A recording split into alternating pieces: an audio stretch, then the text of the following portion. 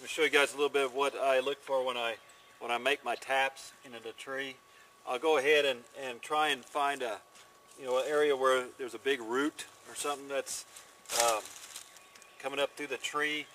And it usually coincides with a big limb on top, and that's where a lot of your sap's going to be running up on that side. So if you could try and get to maybe the south side of it, or to the wherever there's a big root like that, you'll get a lot more sap out. You can see that temperature's starting to warm up already this morning, and the sap's starting to run pretty good. So good warm day like today should get a lot of sap. You got the sap all collected, and the next step is to boil it down. So I'm going to show you a little bit about my setup. It don't take nothing fancy.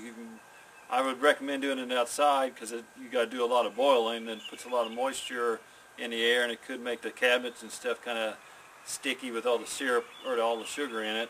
So I would recommend doing it outside. You can build it like a regular fire with a kettle like I got here, or you can make something up in your backyard just on your own. It don't, like I said, it's just a matter of getting a fire in it.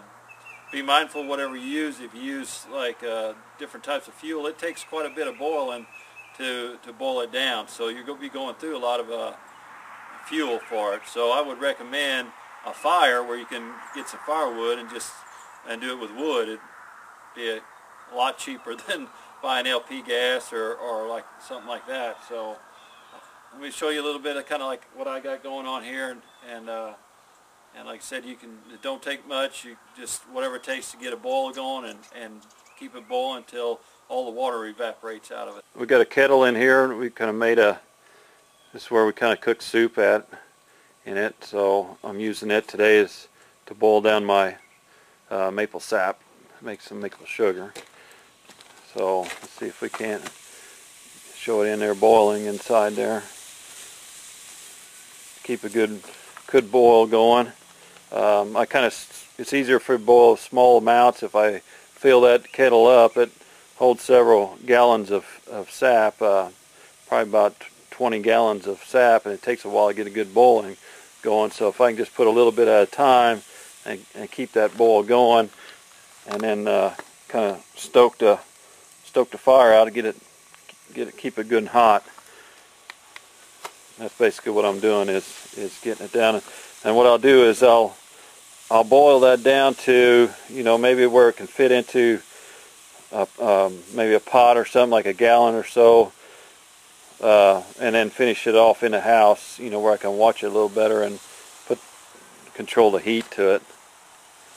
Okay, I finished boiling down the maple sap to the point where I can fit it in a pot here, and I want to put the finishing touches on the stove here, so I'll show you how to go about doing that. Okay, before I put it in this final pot, I want to go ahead and strain anything that's got in there from when I was boiling down on the kettle. So I'll go ahead, and I got me just a regular old dishcloth, and I'm just going to strain it like with that.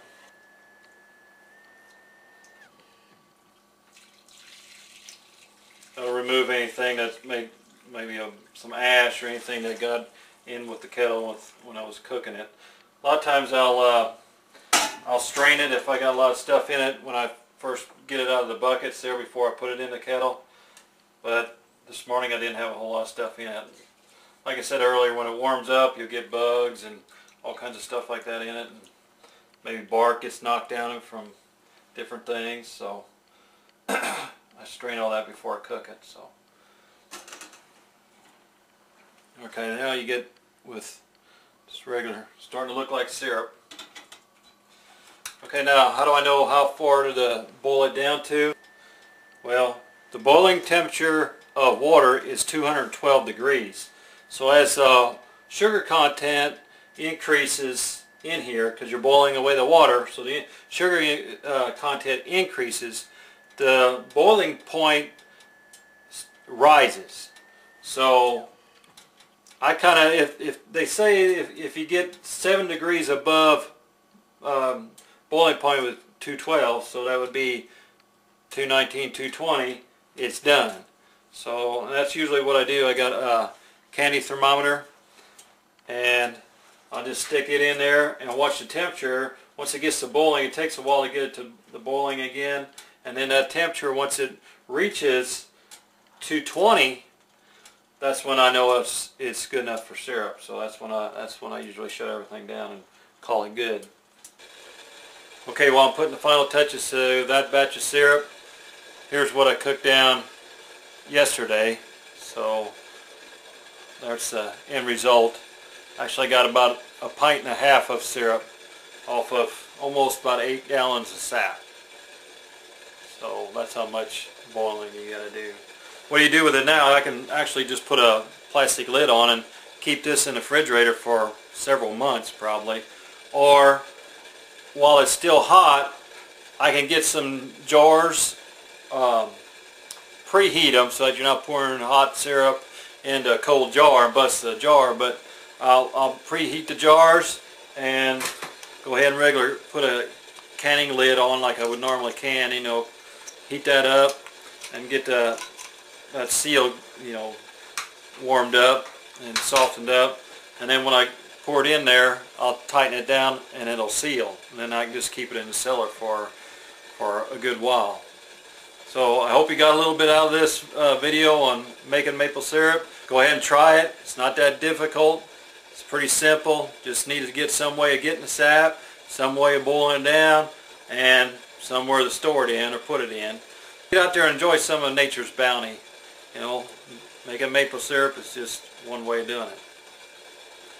Catch you out in the woods.